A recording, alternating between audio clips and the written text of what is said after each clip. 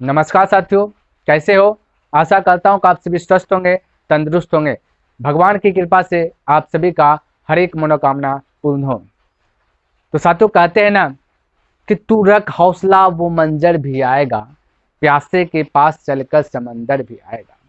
थक हार कर ना रुकना ए मंजिल के मुसाफिर, मंजिल भी मिलेगी, मिलने का मजा भी आएगा। साथियों, जिस जुनून के साथ अभी आप स्ट्रगल कर रहे हैं, वही जुनून लास्ट तक रखिएगा, आपको मंजिल अवश्य ही मिलेगी। आप अवश्य ही अच्छे से अच्छे रैंक लाएंगे। तो बिना देर के क्लास करते स्टार्ट। तो गाइज, आज मैं आपको बतलाऊंगा इकोनॉमिक्स, ये क्लास 10th का बतला रहा हूँ स्पेशल। इसमें से जो चैप्टर है, पहला चैप्टर अर्थव्यवस्था एवं इसके विकास का इतिहास, ये आपका पहला चैप्टर है। ठीक है, तो इनमें से देखिए, वैसे क्वेश्चन मैं आपको कराऊंगा जो कि डायरेक्ट एग्जाम हॉल में मिल जाए, और कई बार पूछा हुआ क्वेश्चन आपको जो है कि बतलाएंगे भी ये क्वेश्चन कितना बार आपको पूछा गया है। तो देखिए, सबसे पहला क्वेश्चन आता है कि अर्थव्यवस्था किसे कहते हैं, क्योंकि अर्थव्यवस्था पढ़ रहे, अर्थव्यवस्था का मतलब इकोनॉमिक्स अर्थशास्त्र है ना। तो अर्थव्यवस्था, अर्थ का मतलब पहले समझ लीजिए भाई। अर्थ का मतलब होता है धन की व्यवस्था किस प्रकार से हो। तो जो धन की व्यवस्था लगाने, जुगाड़ लगाने के लिए सीख गया, वो अर्थव्यवस्था का ज्ञान उसके पास आ गया।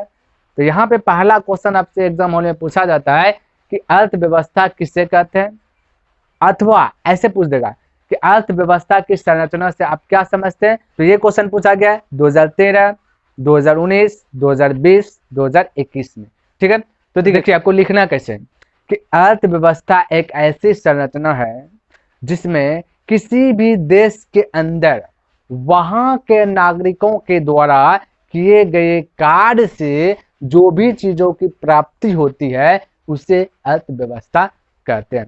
यानी कि कोई भी देश हो जाए, वहीं के नागरिक होना चाहिए, नागरिक यानी मनुष्य लोग, आदमी, जनता लोग है ना, वहीं के नागरिकों के द्वारा किए गए कार्य, कोई भी कार्य कर रहा है, कोई भी काम कर रहा है, जैसे कृषि का काम कर रहा है, बीमा का काम कर रहा है, उद्योग वाला हो रहा है, पर्यटन हो रहा है, परिवहन हो रहा है, बैंकिंग हो रहा है, कोई भी कार्य करने से जो भी चीज उसको प्राप्त होगा, तो वही अर्थव्यवस्था कहलाएगा, अर्थव्यवस्था की श्रेणी में आएगा।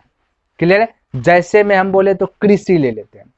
तो कृषि के अंदर भाई आप यदि देखिएगा, तो कृषि के अंदर धान आ गया, गेहूं आ गया, जौ आ गया, बाजरा हो गया, है ना। फल भी आ जाता है कृषि के अंदर। फल में आम का फल, लीची का फल, सेब का फल, है ना, बहुत सारा फल आ जाएगा। सब्जी भी आपका कृषि के अंदर आ जाएगा। यानी कि जो भी खेतों में उपजाया जाता है, उसे एक वर्ड में कृषि कहते हैं। क्लियर है। अच्छा, कृषि के अलावा जैसे में उद्योग देख सकते हैं। उद्योग का मतलब क्या हुआ, उद्योग का अर्थ होता है भाई फैक्ट्री, फैक्ट्री यानी कारखाना। तो उद्योग भी देखिए, अर्थव्यवस्था का कैसे विकास होगा भाई, कारखाना होना चाहिए, उद्योग होना चाहिए, और उद्योग से भी कुछ ना कुछ तो इनकम ही आएगा, पैसा ही आएगा, तो वही तो अर्थव्यवस्था है। उद्योग, पर्यटन, पर्यटन एक स्थान से दूसरे स्थान तक घूमना, परिवहन, है ना, बैंकिंग हो गया, बैंकिंग में भी लेन देन का कार्य होता है, तो वो भी आपका क्या होगा ना, लेन देन का कार्य हो रहा है ना, उससे भी कुछ ना कुछ प्राप्त होगा, तो उससे भी अर्थव्यवस्था कहते हैं। उसी प्रकार से सेना ले लीजिए, पुलिस ले लीजिए, न्यायालय ले लीजिए, पेयजल ले लीजिए, ईटीसी। ये आपको जो है कि ये आपका क्या था, अर्थव्यवस्था किसे कहते हैं। इतना सा बोल दिए, दो चार को आपको एग्जाम्पल लिख देना, आपका जो कि नंबर्स मिल जाएगा। वो भी आपका ये जो कि एग्जाम हॉल में 2 मार्क्स का पूछा जाता है, तो बहुत सारा बोल दिए ना भाई। अच्छा, ये तो आप इसने सीखा। अच्छा, अब आपको जानना है कि अर्थव्यवस्था के कार्य को, है ना। तो आपका एग्जाम हॉल में यदि पूछ देगा कि अर्थव्यवस्था के किन्हीं 3 कार्य को लिखें या 2 कार्य को बतला दें, तो आप बतला दीजिएगा। तो हम यहाँ पे देखिए, क्वेश्चन हमने क्या बोला कि एक नंबर ही दे के लिख लीजिए कि अर्थव्यवस्था के कार्य को लिखें। तो पहला कार्य भाई क्या होता है, अर्थव्यवस्था का, ध्यान से देखना, क्योंकि अर्थव्यवस्था किससे कहती है हमने बतलाया। तो पहला कार्य के अंदर आएगा भाई वस्तुओं एवं सेवाओं का सुविधा। तो भाई अर्थव्यवस्था है, तो धन की व्यवस्था लग रहा है, तो इनमें से क्या होना चाहिए आपको कि वस्तु, कोई भी वस्तु हो जाए, और सेवा का सुविधा होना चाहिए। जैसे में आपका हॉस्पिटल होना चाहिए, तब मतलब वहाँ जा करके सेवा होगा, होगा कि नहीं हो जाएगा। डॉक्टर की सुविधा होना चाहिए कि नहीं होना चाहिए। अच्छी खासी रोड होना चाहिए, ये सब जो है कि होना चाहिए। तो ये पहला कार्य है। अच्छा, दूसरा पॉइंट में रोजगार की सुविधा होना। तो भाई रोजगार भी होना चाहिए, ऐसा नहीं कि अब अर्थव्यवस्था है तो बेरोजगार बहुत सारा घूम रहा है, जैसे बिहार में बहुत सारा बेरोजगार है, ये वाला नहीं भाई, रोजगार की भी सुविधा होना चाहिए, है ना, सबको जो कि रोजगार मिलना चाहिए, कोई बेगारू ना बैठे, इसकी भी सुविधा होना चाहिए। तो एक कार्य ये भी आपका हो जाता है अर्थव्यवस्था के अंदर कि रोजगार की सुविधा। और क्या भाई, अच्छा उत्पादन, एक कार्य ये भी है उत्पादन। अब भाई उत्पादन भी होना चाहिए, क्योंकि उत्पादन करेंगे तो उससे भी कुछ ना कुछ प्राप्त होगा, है ना। तो उत्पादन, जैसे मान लेते हैं कि हमने उत्पादन चना का उत्पादन किया, उनको जब बेचेंगे तो उनसे भी कुछ ना कुछ प्रॉफिट होगा, तो ये भी आपका एक प्रकार से कार्य के अंदर आ जाता है। अच्छा उत्पादन के साथ साथ और देखा जाए तो विनिमय, विनिमय का मतलब होता है भाई कि एक दूसरे के बीच में वस्तुओं का आदान प्रदान करना, लेन देन करना। जैसे पहले विनिमय ढेर चलता था, है ना, पहले पहले जमाना की बात करें तो विनिमय ढेर था। विनिमय मतलब कि जैसे कि मेरे पास गाय है और आपके पास भैंस है, हमको भैंस का जरूरत है और आपको गाय का जरूरत है, तो आप मेरा गाय ले लीजिएगा, हम आपका भैंस ले लेगा, ये अदला बदला हो जाता है। तो उस क्रम में प्रॉफिट भी होता था, किसी को लॉस भी होता था। और जब से रुपया आया है तब से तो ये वाला सिस्टम कम गया। लेकिन एक कार्य ये भी होगा विनिमय का, है ना, अभी भी बहुत सारा देहात सब में जाइएगा तो सब्जी सब कोई धनिया मसाला मिर्च पाउडर जो कि मांग लेता है, ध्यान में रखना है, ठीक है। तो ये आपका विनिमय भी एक कार्य होता है। अच्छा एक कार्य और वितरण, वितरण भी एक कार्य है भाई। क्या भाई, वितरण का मतलब क्या हुआ, वितरण का मतलब देखिए वितरण कौन करता है, जो थोड़ा सा पैसा वाला है, जिसको दया आता है। जैसे कि ठंडी का मौसम आया, अब जिनके पास थोड़ा सा है सुविधा तो वो क्या करेगा, कंबल हो गया या कोई भी चीज हो गया, स्वेटर हो गया, उसको क्या करेगा, गरीबों के बीच में उसको आदान प्रदान कर देगा, नहीं उसको दे देगा, तो वही आपका वितरण कहला गया, नहीं वितरण कर दिया, ठीक है। तो ये सब जो है कि अर्थव्यवस्था का क्या होगा, कार्य। अच्छा एक कार्य और है, कौन भाई, उपभोक्ता। उपभोक्ता का मतलब क्या हुआ, उपयोग कर लेना। जैसे कि आपका आपके पास एक दुकान है, ठीक है, और हमने गया उस दुकान से कुछ खरीदा और उसका हमने उपयोग कर लिया, तो वो उपभोक्ता कहला जाएगा। तो ये था अर्थव्यवस्था के कार्य, क्लियर है। तो आपसे 2 कार्य पूछ देगा या फिर 3 कार्य पूछ देगा तो आप अब लिख सकते हैं, क्योंकि हम 2-3 से अधिक बतला दिए, ठीक है। तो आई होप आपको ये पसंद आया होगा और समझ में भी आया होगा। स्टार्ट कि आर्थिक नियोजन क्या है। ये क्वेश्चन बहुतों बार एग्जाम हॉल में पूछा गया है, जैसा कि आप स्क्रीन पे देख सकते हैं, ठीक है, बहुत बार पूछा गया। और ऐसा नहीं कि सिर्फ आपसे पूछ दे आर्थिक नियोजन क्या है, आपसे ऐसे भी पूछ सकता है कि आर्थिक नियोजन से आप क्या समझते हैं, आर्थिक नियोजन किसे कहते हैं, आर्थिक नियोजन का परिभाषा दें, है ना, आर्थिक नियोजन का संरचना से आप क्या समझते हैं, कुछ भी किसी भी टाइप से पूछ सकता है। तो बस आपको अभी जो हम बतला रहे हैं वही आपको लिख देना है, ठीक है। तो देखिए, तो आपको इस प्रकार से लिखना है कि आर्थिक नियोजन का मतलब यह होता है कि किसी भी देश के संसाधनों एवं सेवाओं का उपयोग विकास के लिए किया जाए। हाँ भाई, संसाधन हो जाए या कोई सेवा हो जाए, उसका उपयोग विकास के लिए किया जाए, और इसमें मानव संसाधन भी शामिल है, ठीक है। अब बोलिएगा विकास कैसे हो जाए, कैसे होगा भाई विकास, जैसे कि रोड बनाना, है ना, नाला बनाना, है ना, कोई फैक्ट्री खोल देना, विकास होगा ना, कोई अस्पताल खोल देना, क्या होगा, संसाधन हो है, एक संसाधन है भाई, एक संसाधन। बोलेगा क्या कि आपके गांव में क्या हॉस्पिटल है बड़ा सा, बोलेगा हाँ है, तो आपका एक संसाधन है ना, सेवा भी हो रहा है वहाँ पे। तो ये संसाधन और सेवाओं का उपयोग किसके लिए किया जाए, विकास के लिए किया जाए, कोई भी देश हो जाए ना, तो वह आर्थिक नियोजन उसे ही कहते हैं। अच्छा दूसरा शब्दों में कहें तो राष्ट्र की प्राथमिकताओं के अनुसार एक निश्चित अवधि में किए गए प्रयास को आर्थिक नियोजन कहते हैं। यानी प्राथमिकता, प्राथमिकता क्या भाई, जो पहले आवश्यकता हो, जो पहले काम होना चाहिए वो प्राथमिकता। और अवधि का मतलब हुआ कि जैसे कि हमें 1 साल से 4 साल के बीच में वो काम करना है, तो एक अवधि हो गया, एक टाइम फिक्स हो गया कि 1 साल से 4 साल के बीच में वो काम करना है, तो वो अवधि हो गया। तो प्राथमिकता देखिए, पहला क्या जरूरत, आप लोग खुद डिसाइड कीजिए कि मान लेते हैं कि एक आपको दे दिए कि रोड बनाने वाला कार्य, एक दे दिए कि खेलने वाला मैदान, तो बोलिए यानी कि खेलने वाला मैदान, तो आपको रोड बनाने में पहले काम कार्य करना चाहिए या फिर बच्चों लोग को खेलने वाला मैदान को सही परफेक्ट रूप से वहां पर क्या क्या चीज लगना चाहिए वो चीज का सुविधा प्रदान करना चाहिए, तो बताइए। तो भाई सबसे पहले आपको क्या करना चाहिए, रोड बनाना चाहिए, तो वो पहला आया, तो वही प्राथमिकता हो गया। तो जो चीज का आवश्यकता है वो चीज का पूर्ति करना, वो भी निश्चित अवधि। टाइम फिक्स कर देना कि इतना से इतना दिन में हमको फिक्स कर ये चीज कंप्लीट कर लेना, तो वही आर्थिक नियोजन कहलाता है। नहीं होता कि आपका आर्थिक नियोजन कैसा है, ठीक ठाक है कि नहीं है ना। तो आर्थिक नियोजन का भी बहुत सारा उद्देश्य होता है। आपका क्वेश्चन में आपको कह देगा कि आर्थिक नियोजन का उद्देश्य को लिखें, उद्देश्य बताएं। तो एक जो है कि हम आपको आर्थिक नियोजन का 4-5 पॉइंट ही बता देते हैं, ठीक है। हो सकता है कि आपको एक ही में मिला दे आर्थिक नियोजन क्या है तथा इसके 2 गो उद्देश्य को लिखे, तो आप 2 गो उद्देश्य लिख दीजिएगा, या सिर्फ आपसे ऐसे पूछ दे कि आर्थिक नियोजन का उद्देश्य को लिखे, 2 गो या 3 गो बोल देगा तो 2 गो 3 गो आपको लिख देना। हालांकि हम 2-3 गो से ज्यादा बताएंगे, ठीक है। तो देखिए हम बतला रहे हैं, ध्यान से सुनिएगा, ऑटोमेटिक आपका जो कि क्लियर हो जाएगा, ठीक है। तो चलिए, तो लिखना आर्थिक नियोजन का निम्नलिखित उद्देश्य है। क्या भाई, निम्नलिखित उद्देश्य है। पहला उद्देश्य क्या है, बेरोजगारी को दूर करना। हाँ भाई, बेरोजगार है, जैसे बिहार में देखिए बहुत सारा बेरोजगार आदमी, बेरोजगारी के कारण ये जो कि चोरी लूट ये सब ज्यादा होने लगा है ना। तो ये बेरोजगार है, इसको दूर करना ही आर्थिक नियोजन कहलाएगा। इसका एक कार्य है, एक काम है, काम सौंप दिया गया आर्थिक नियोजन के अंदर कि भाई बेरोजगारी को किस प्रकार से दूर करना है। आप उसमें आप जो भी कर सकते हैं ना। तो पहला कार्य क्या है इसका, बेरोजगारी को दूर करना।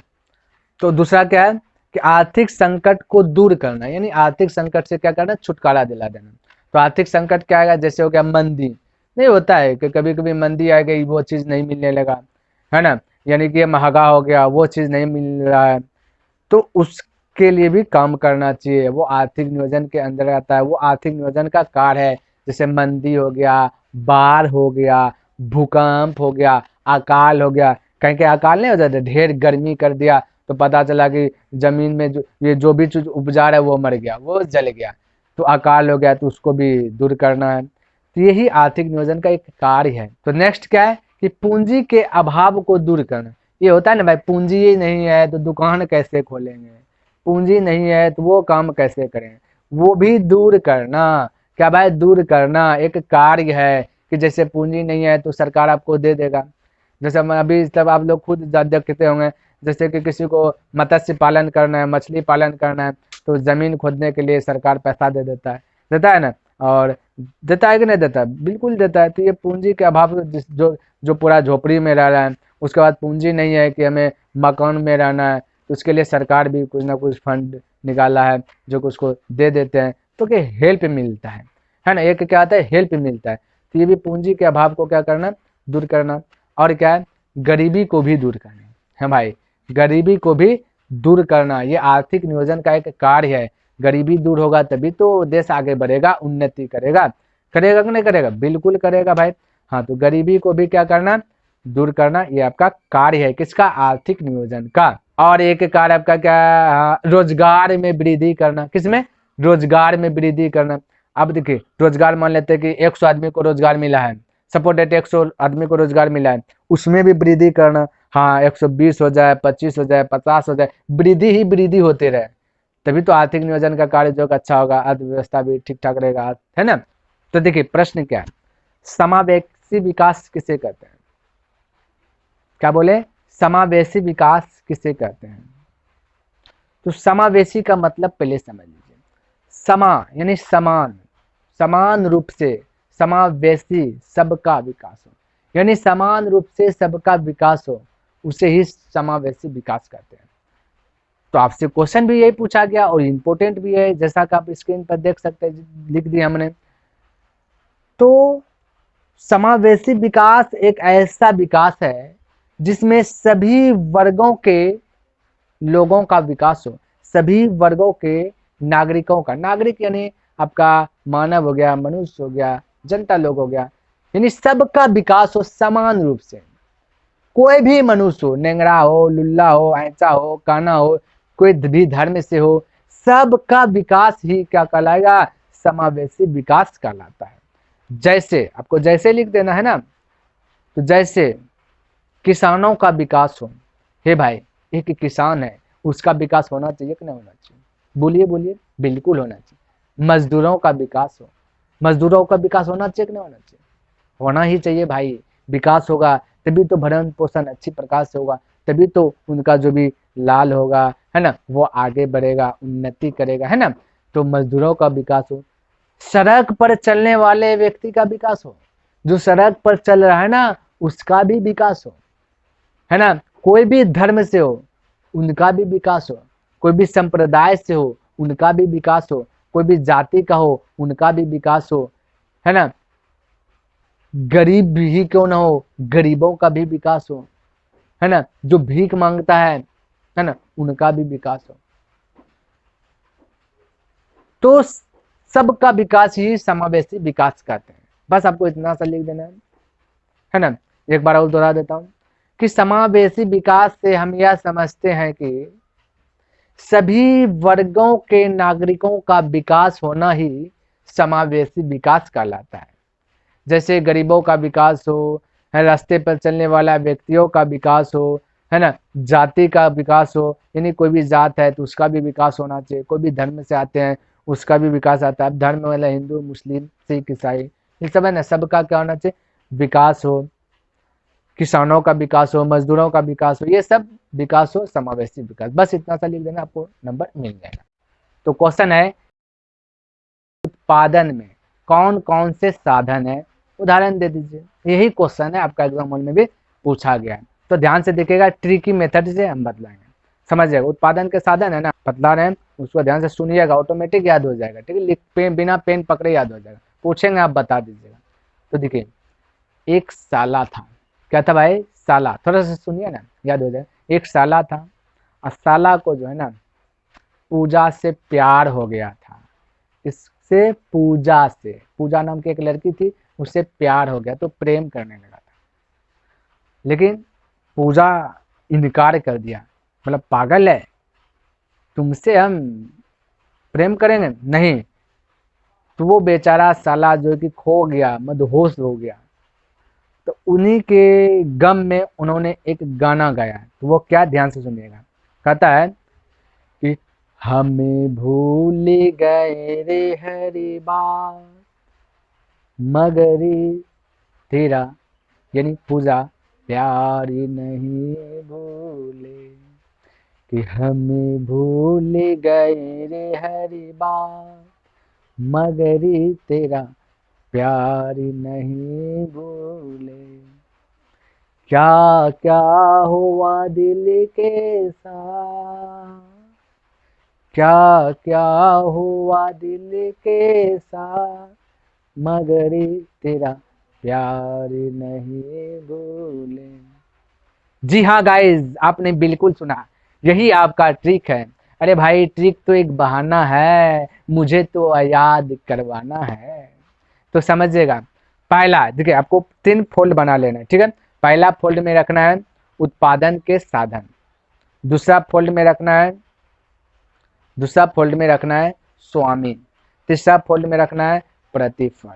क्लियर, फटाफट बनाइए। तो उम्मीद है कि आपने 3 फोल्ड बना लिया होगा। तो हमने क्या बोला, साला गाना सुना रहे, तो समझ, साला साला साला, तो सा से साहस, हाँ भाई, साहस मतलब हिम्मत। अब बताइए, उत्पादन करेंगे, खेत में कोई चीज उत्पादन करेंगे, उसके लिए हिम्मत होना चाहिए ना भाई, साहस होना चाहिए ना होना चाहिए। ऐसे चलो 1 बीघा खेत है, उसमें क्या बोएंगे पते नहीं, हिम्मत नहीं है, वैसे बंजर पड़ा है, नहीं, उत्पादन के लिए साहस होना चाहिए। तो जो साहस होगा तो उसका स्वामी साहसी कहला जाएगा। तो साधन के स्वामी में क्या लिख देना है, साहसी। अब साहस, साहसी हो गया। अब बचा साला, ला बचा, क्या कौन सा वर्ड, ला, ला से लाभ। अरे भाई, साहस हो गया, हिम्मत आ गया, तो अब खेत में बो दिए हैं, उनसे जो प्राप्त होगा हमें लाभ ही लाभ होगा। तो समझ में आया, साला से क्या चीज भाई, बोलो ये, साहस, साहसी, लाभ। अब देखिए, साला सुना रहे क्या, हम क्या भाई, हमसे श्रम, हमसे श्रम ना, हम मजदूर हैं, श्रम है, जो श्रम है उसका पति श्रमिक कहलाएगा। यानी स्वामी में क्या लिखना है, श्रमिक। हम क्या है, श्रम, हमसे को रिलेट कीजिए श्रम से, तो हम श्रम, तो श्रम, तो श्रम का क्या हो जाएगा, शास्त्रीय श्रमिक हो जाएगा, यानी पति में, स्वामी में। और जो श्रम कर रहा है उसके जो है कि प्रतिफल, जो प्रोडक्ट जो उसको प्रतिफल मिलेगा वो आपका क्या कहलाएगा, मजदूरी के रूप में। तो मजदूर, हम क्या है, श्रम है, श्रम यानी मजदूर, तो श्रम, श्रमिक, मजदूर। क्लियर है। तो हम भूल, क्या है भाई, भूल, भू से भूमि, ऐसा आप जानते हैं, भू मतलब भूमि होता है, तो भू से भूमि, क्या क्या, भूमि। तो भूमि जिसको है, ज्यादा भूमि है, तो भूमिपति कहलाएगा, भूस्वामी कहलाएगा, कहलाएगा ना। और जो भूस्वामी है तो उसको जो प्रतिफल, प्रोडक्ट जो प्राप्त होगा भाई, वो लगान के रूप में होगा। कैसे, हे भाई मान लेते मेरे पास 10 बीघा खेत है, हमने बोला जाओ भाई आपको 1 बीघा भौली दे दिए, क्या भौली दे दिए, जाओ उपजाना, बाकी बाद उपजा करके मुझे भी देना। तो जो दे रहा है तो लगान आ रहा है उसका, क्या चीज, लगान, लगान आ रहा है ना, समझ में आ रहा है ना। तो ये भी हो गया। तो भू, तो भू से भूमि, भूमि का स्वामी यानी भूस्वामी, फिर जो उसके पास भूमि है लगान के रूप में मिलेगा, है ना। तो हम भूल गए रे हर बात, यानी गए रे ये साइलेंट है, हम भूल गए रे।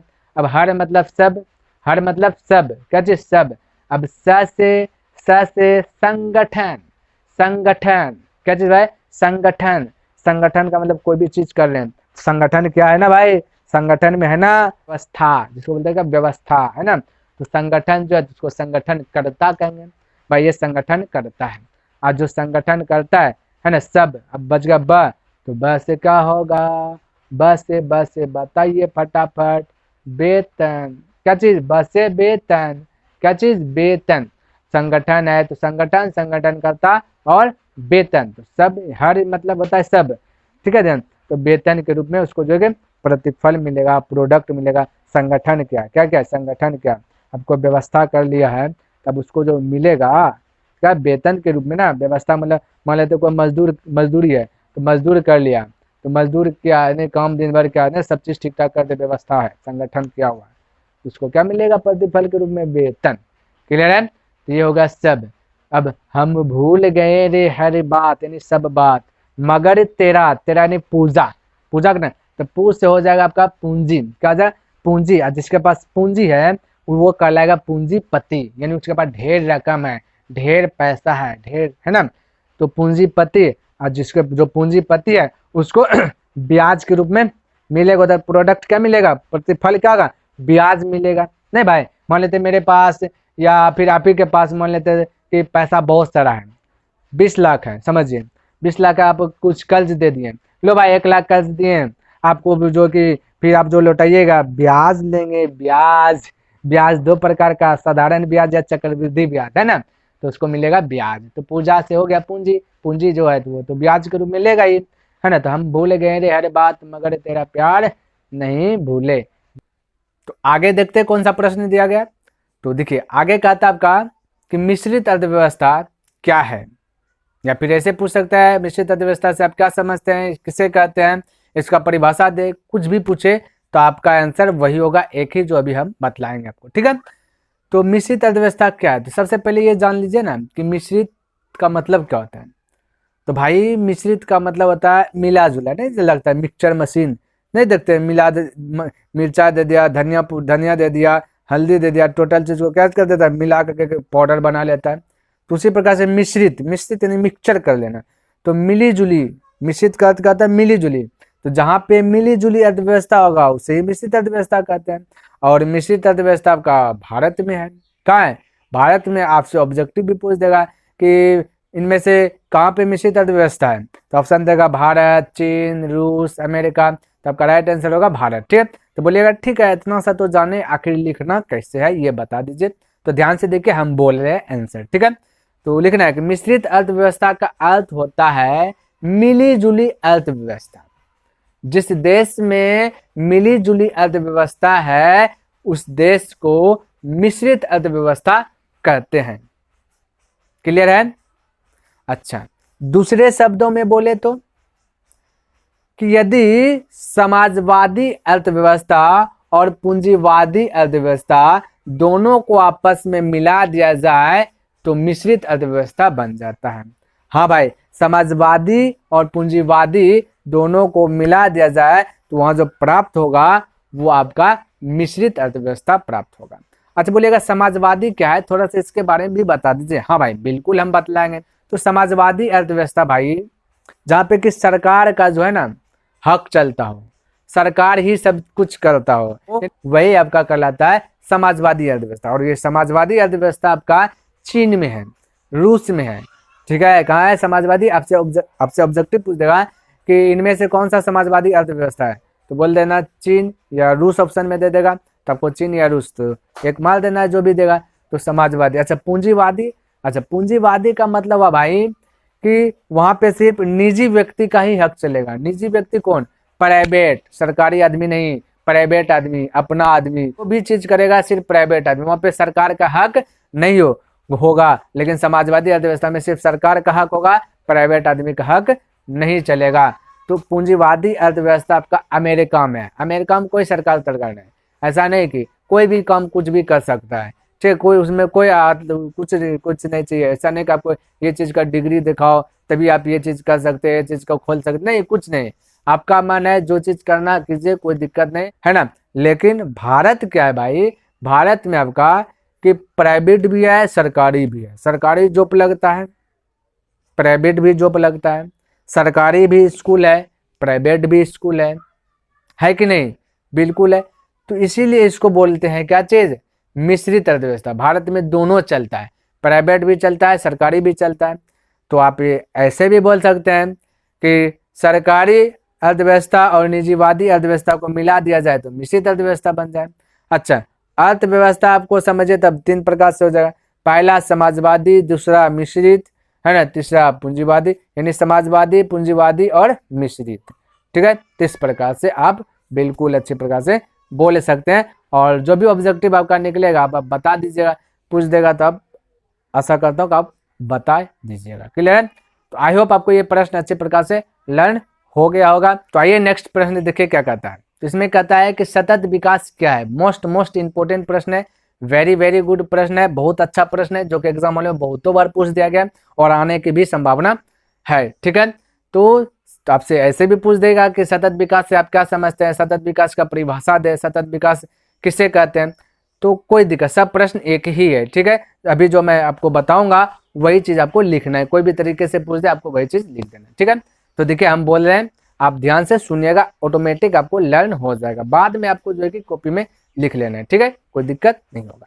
तो चलिए, तो हम बता दें कि सतत विकास एक ऐसी अवधारणा है, या आप बोल सकते हैं सतत विकास एक ऐसा मार्ग है, एक ऐसी प्रक्रिया है, एक ऐसी प्रणाली है, कुछ भी बोल सकते हैं स्टार्टिंग पॉइंट में, ठीक है। तो हमने अभी क्या बोला कि सतत विकास एक ऐसी अवधारणा है जिसमें प्राकृतिक वस्तुओं का उपयोग आने वाले पीढ़ी के एक शब्द मतलब भावी पीढ़ी, आने वाले पीढ़ी को बिना नुकसान पहुंचाए उसका उपयोग वर्तमान समय में विकास के लिए किया जाए, उसे ही सतत विकास कहते हैं। यानी कि प्राकृतिक जो भी वस्तु है, प्राकृतिक जो भी चीज है, उसका उपयोग जो कि इस हिसाब से करना है ताकि हम लोग का जो कि जनरेशन खत्म भी हो जाए, तो जो आने वाला जो पीढ़ी होगा, जनरेशन जो आने वाला है, वो भी इसका उपयोग अच्छी प्रकार से कर ले, ठीक है। जैसे कि मान लेते हैं कि आपका, मान लेते हैं जल, क्या चीज भाई?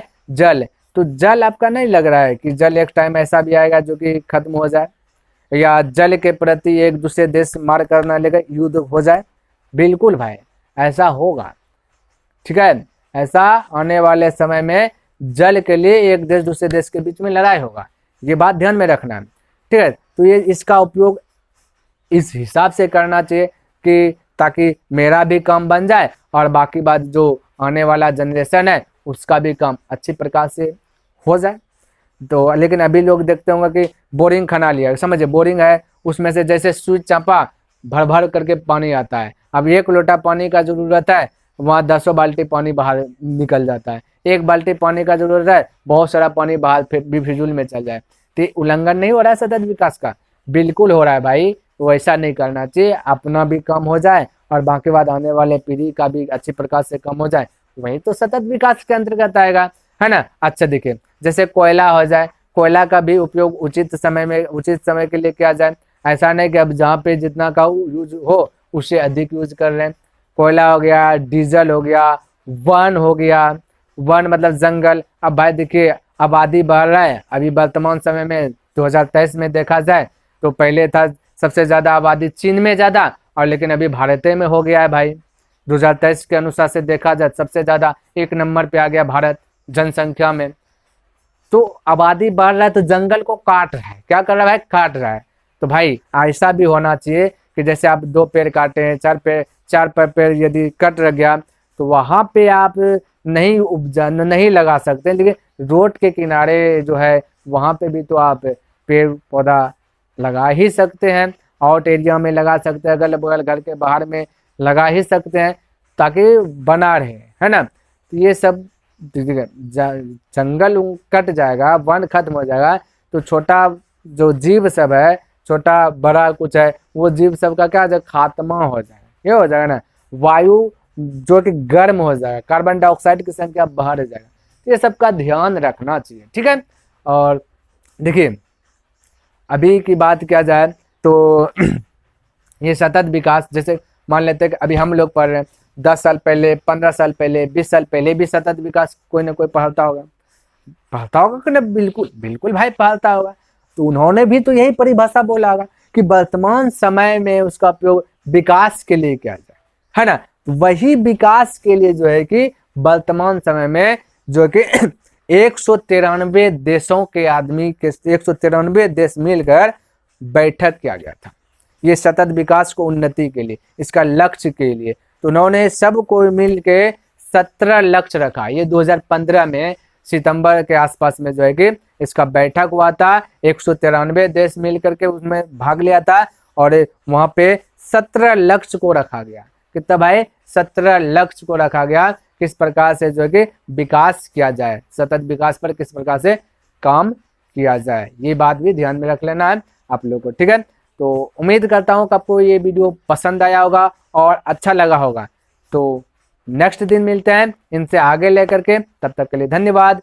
जय हिंद, जय भारत।